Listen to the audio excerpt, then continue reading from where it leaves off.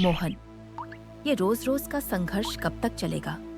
सुबह से शाम तक जंगल में लकड़ी काटकर भी तुम इतने ही पैसे ला पाते हो, जिनसे घर में 2 वक्त का खाना भी ठीक से नहीं हो पाता। जानता हूँ राधा, पर यही मेरा काम है। मेहनत तो बहुत करता हूँ, पर बाजार में दाम ही नहीं मिलते। क्या करूँ? यही सहारा है। मैं मेहनत करना नहीं छोड़ सकता। देखो, अब ये छत से पानी फिर से टपक रही है, और तो और रसोई के बर्तन अक्सर वैसे ही खाली पड़े रहते हैं। कभी कभी तो लगता है कि चूल्हा हमेशा ऐसे ही पड़ा रहेगा। राधा, कभी कभी सोचता हूँ, क्या मेरी मेहनत सच में किसी काम की है? पर जब बच्चों के चेहरे देखता हूँ तो लगता है, अगर मैं हार गया तो हमारे बच्चों का भविष्य क्या होगा? और राधा, मुश्किलें चाहे जितनी भी हों, तुम हिम्मत मत हारना।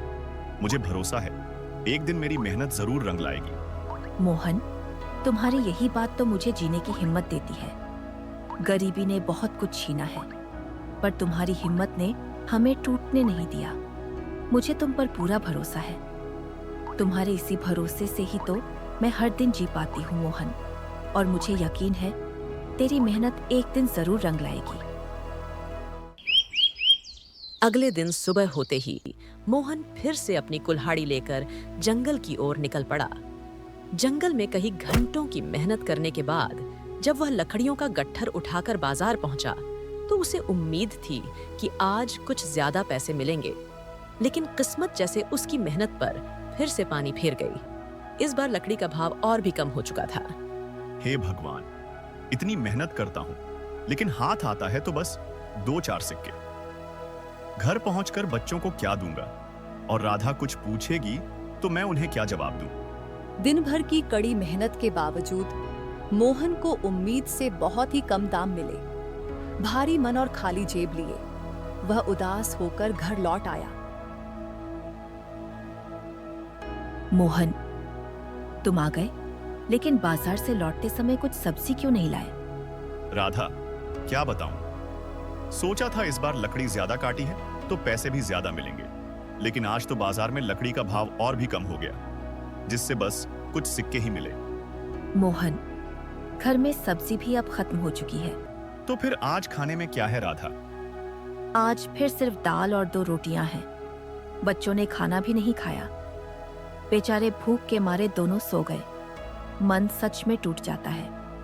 राधा, मैं भी थक गया हूँ। सुबह से शाम तक जंगल में पसीना बहाता हूँ, लेकिन जो मिलता है उससे गुजारा बहुत मुश्किल है। पर क्या करें?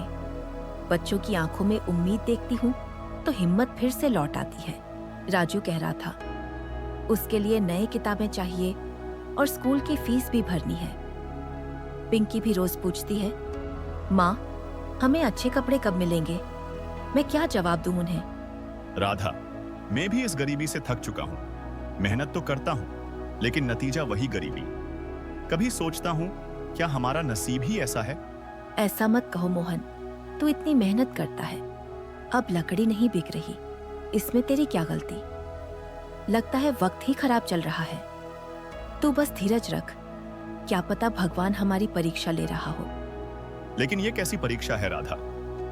बच्चों के पेट खाली रखकर इंसानियत की क्या ही कीमत? मैं जानती हूँ, ये सब सहना आसान नहीं है मोहन। जब बच्चों का पेट खाली हो तो सब बातें फीकी लगती हैं, पर फिर भी उम्मीद मत छोड़। शायद आज नहीं, पर कल जरूर कुछ अच्छा होगा। वक्त हमेशा एक जैसा नहीं रहता। हाँ राधा, आपकी बात तो बिल्कुल सही है। अच्छा मोहन, चलो अब सो जाते हैं, रात भी बहुत हो गई है। हाँ राधा, तुम नीचे हमारे लिए बिस्तर लगाओ। फिर दोनों आराम से सो जाते हैं। लेकिन कुछ देर बाद रात को जैसे ही 12 बजता है, तभी अचानक मोहन ने बाहर से एक अजीब सी आवाजें सुनी, जैसे कोई उसका नाम पुकार रहा हो। मोहन, मोहन।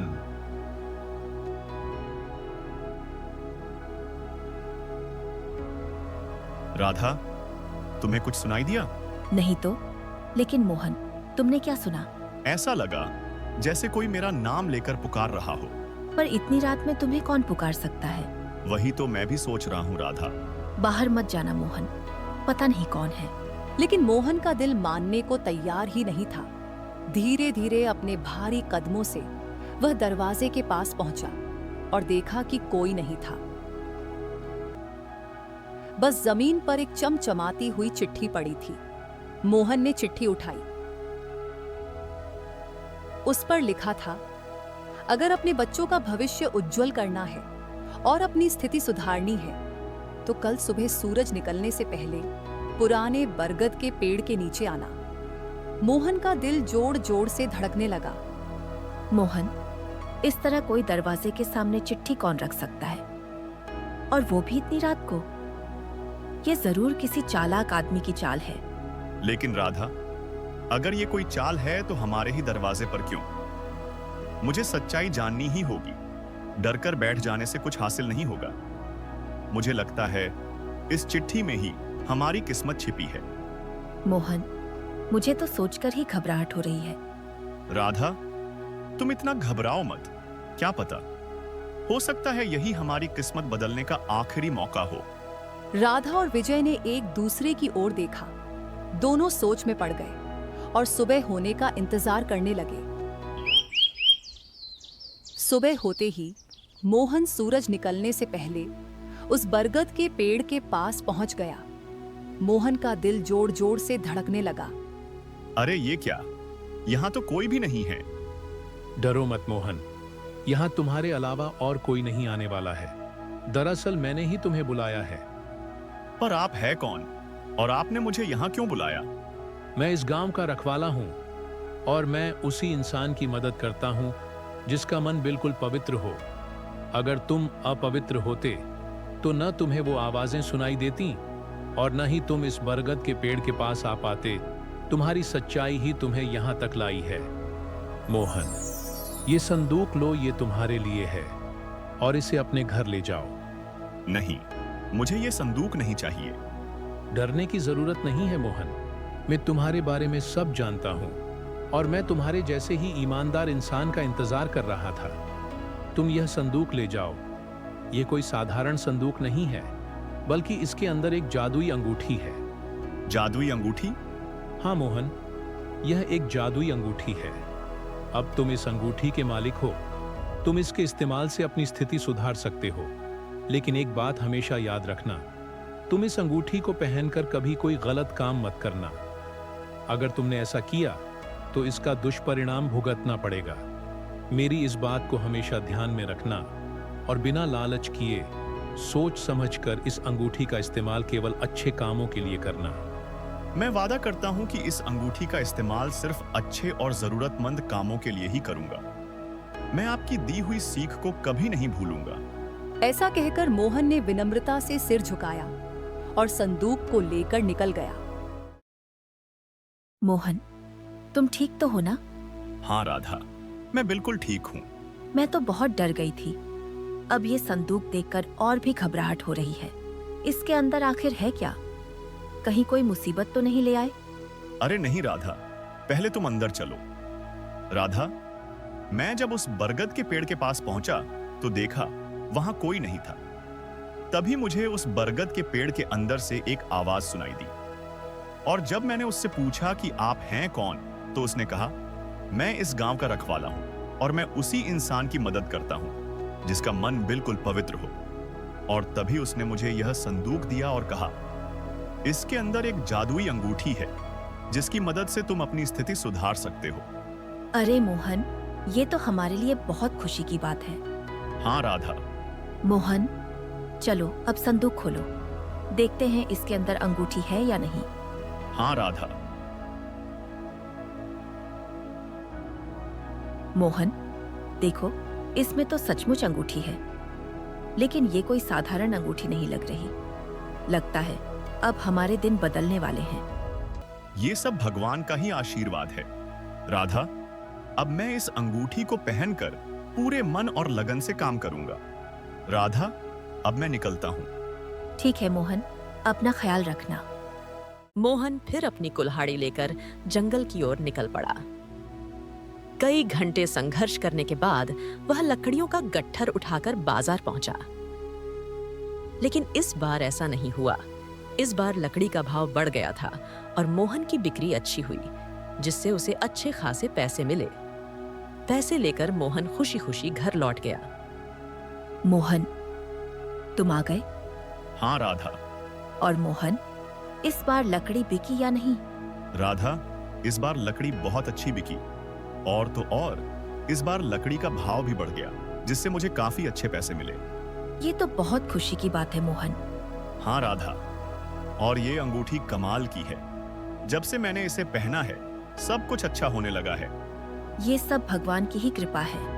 लकड़ी की अच्छी बिक्री से मोहन का आत्मविश्वास बढ़ने लगा। धीरे धीरे उसने मेहनत और समझदारी से कुछ पैसे बचाए और अपने लिए एक ठेला गाड़ी खरीद ली। अब उसे लकड़ियों को लेने में आसानी होने लगी। दिन बीतते गए, मोहन का काम बढ़ता गया। गांव और बाजार में लोग मोहन की ईमानदारी की तारीफ करने लगे। उसकी मेहनत और लगन से घर की हालत सुधरने लगी। अरे, ये मोहन तो कल तक गरीब था, अचानक इतना अमीर कैसे हो गया? गांव का लालची सेठ लालचंद यह सब सुन रहा था। इस गरीब के पास जरूर कोई राज है। ये राज मुझे जानना ही होगा। एक दिन जब राजू अपने दोस्तों के पास जा रहा था, तभी सेठ लालचंद ने उसे बहलाकर पूछा, बेटा, तुम्हारे पिताजी तो अब बहुत अमीर हो गए हैं और यह तो बहुत खुशी की बात है। अच्छा बेटा, एक बात बताओ, तुम्हारे पिताजी के पास इतना पैसा आया कहां से? अंकल, पिताजी ने कहा है कि मैं ये बात किसी को न बताऊं। अरे बेटा, तुम्हारे पिताजी बहुत भोले हैं। उन्होंने तुम्हें चुप रहने को इसलिए कहा है क्योंकि उन्हें डर है कि कहीं उनकी अमीरी सबको पता न चल जाए। लेकिन सोचो जरा, अगर तुम ये बात मुझे बता दो तो मैं तुम्हारे पिताजी की मदद कर सकता हूँ। फिर वो और भी अमीर बन जाएंगे और तुम्हें भी खूब सारी मिठाई और खिलौने दिलाएंगे।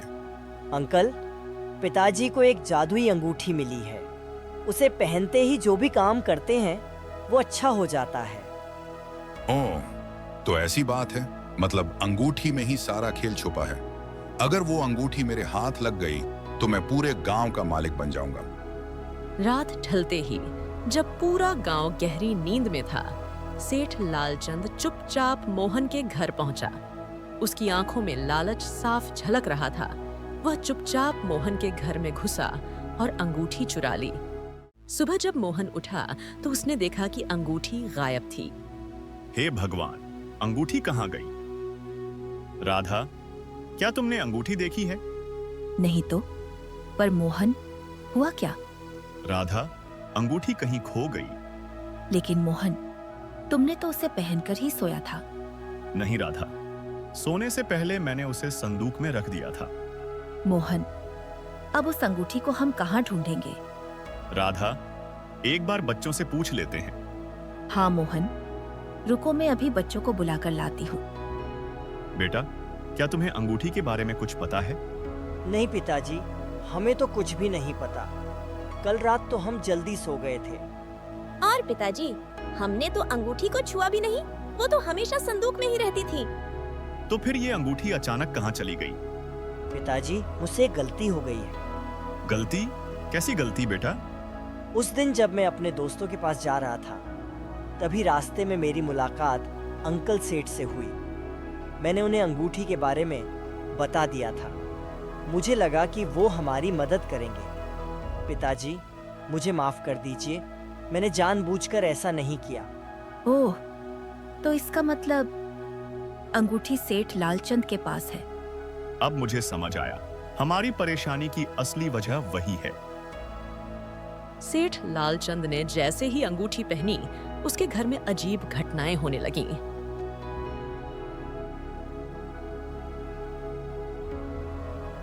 अरे, ये क्या हो रहा है? दरवाजा अपने आप बंद हो रहा है और ये दिए एक एक करके कैसे बुझ रहे हैं? तुमने चोरी की है, ईमानदारी नहीं दिखाई। अब तुम्हारा सर्वनाश होगा। गांव वाले उसकी चीखें सुनकर दौड़े। सबने देखा कि उसका घर राख हो गया और अंगूठी गायब थी। अरे, ये क्या हो गया? सेठ लालचंद का घर तो जलकर राख हो गया। सेठ लालचंद तो कल तक बिल्कुल ठीक थे, फिर अचानक ऐसा कैसे हो गया? पर लोग कह रहे थे कि जब आग लगी तो कोई अजीब सी आवाज भी सुनाई दी थी। तुमने ईमानदारी नहीं दिखाई, कुछ ऐसा। भगवान ही जाने क्या सच है, लेकिन इतना तो तय है, लालच का अंजाम कभी अच्छा नहीं होता। सच कहाँ? सेठ जी हमेशा दूसरों के हक छीनते थे। अब देखो नतीजा क्या हुआ। भीड़ के बीच खड़े मोहन और राधा एक दूसरे की ओर देखते हैं। उनके चेहरे पर घबराहट साफ झलक रही थी। राधा, मुझे लग रहा है कि ये सब उसी अंगूठी का असर है। हाँ मोहन, पर किसी को बताना ठीक नहीं होगा, लोग डर जाएंगे। हाँ राधा, लेकिन अब समझ आया कि ये अंगूठी सिर्फ शक्ति नहीं, बल्कि समझदारी और सच्चाई की पहचान है। गांव वाले धीरे धीरे वहां से चले गए, लेकिन मोहन और राधा के मन में अब भी वही सवाल था, क्या अंगूठी फिर से लौटेगी? उस रात मोहन को फिर वही आवाज सुनाई दी।